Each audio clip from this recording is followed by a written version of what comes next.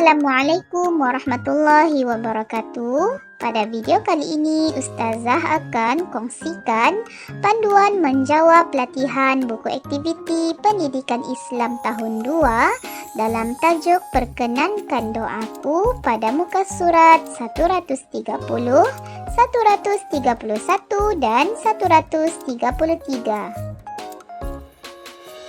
Murid boleh buka buku teks Pendidikan Islam tahun 2, muka surat 129 dan 130 sebagai rujukan atau boleh rujuk pada link ini. Muka surat 130, latihan yang ketiga, arahannya ialah nyatakan adab-adab berdoa betul atau salah berserta alasan. Murid dikehendaki lihat gambar yang telah diberikan di sini, sama ada betul atau salah adab-adab berdoa yang diamalkan itu. Oleh itu, kalau betul, tulis betul, ataupun salah, tulis salah sebelah sini. Dan kotak yang sebelah kiri ini, kamu kena tulis alasannya. Kenapa betul dan kenapa salah. Kita lihat contoh. Contoh gambar ini adalah seorang lelaki yang berdoa dan menadah tangan. Adakah perbuatan ini betul ataupun salah? Ya, betul. Oleh itu tulis betul di sini karena menadah tangan ketika berdoa. Alasannya adalah menadah tangan ketika berdoa. Menadah tangan ketika berdoa adalah salah satu adab-adab berdoa. Kita lihat gambar yang pertama, seorang lelaki yang berdoa di atas sejadah. Bila kita lihat seorang lelaki ini, dia berdoa menghadap ke arah sejadah itu. Maksudnya dia berdoa menghadap kiblat. Dia tidak berdoa belakang sejadah, dia tidak berdoa menghadap ke kiri ataupun ke kanan.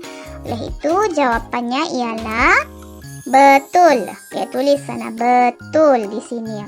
Alasannya ialah menghadap kiblat ketika berdoa. Menghadap kiblat ketika berdoa adalah salah satu adab-adab berdoa. Jadi jawaban dia betul. Oke, kita lihat nomor 2. Seorang lelaki yang berdoa sambil bertelepon. Adakah ini betul atau salah? Salah. Oleh itu kamu kena tulis di bahagian ini salah. Jawaban dia, alasannya ialah tidak menumpukan perhatian ketika berdoa, karena menumpukan perhatian ketika berdoa adalah salah satu adab-adab berdoa. Oleh itu salah. Jawaban dia salah karena dia tidak menumpukan perhatian ketika berdoa. Kita lihat nomor 3. Dua orang kawan ini sedang berborak ataupun bercerita ketika berdoa. Adakah mereka ini mengamalkan adab-adab berdoa? Sudah semestinya tidak. Oleh itu jawabannya adalah salah. Karena apa? Karena mereka tidak berdoa dengan penuh keyakinan. Orang yang berdoa dengan penuh keyakinan adalah orang yang beradab ketika berdoa. Tetapi untuk gambar ini, mereka tidak mengamalkan adab-adab berdoa. Oleh itu jawaban dia ialah salah. Baiklah, kita lihat muka surat 131. Latihan yang keempat, arahannya ialah nombor dan tulis pada adab yang sesuai mengikut situasi. Bagi sebelah kanan ini adalah situasi-situasi yang telah diberikan, dan sebelah kiri adalah adab, yaitu pilihan-pilihan jawaban yang perlu kamu pilih untuk dimasukkan ke dalam, untuk ditulis pada ruang kosong yang telah disediakan. Kita akan baca pilihan-pilihan jawapan terlebih dahulu. Yang pertama ini adalah menutup kepala. Yang kedua, niat yang ikhlas. Yang ketiga, memakai selipar. Yang keempat, menadah tangan. Yang kelima, berwudu. Dan yang keenam, memulakan dengan bismillah. Kita lihat contoh situasi yang pertama, yaitu menuntut ilmu. Telah diberikan contoh, adab yang diberikan adalah nomor 4, yang ini menadah tangan ketika berdoa semasa menuntut ilmu. Ini adalah contoh. Adab apa lagi yang sesuai untuk situasi menuntut ilmu ialah nomor 5. Oke, kamu kena tulis nomor juga di bahagian bulat sini, nomor 5, yaitu berwudu. Dan kamu tulis sini berwudu. Tulis nomor 5 dan tulis perkataannya, yaitu berwudu sebelum menuntut ilmu.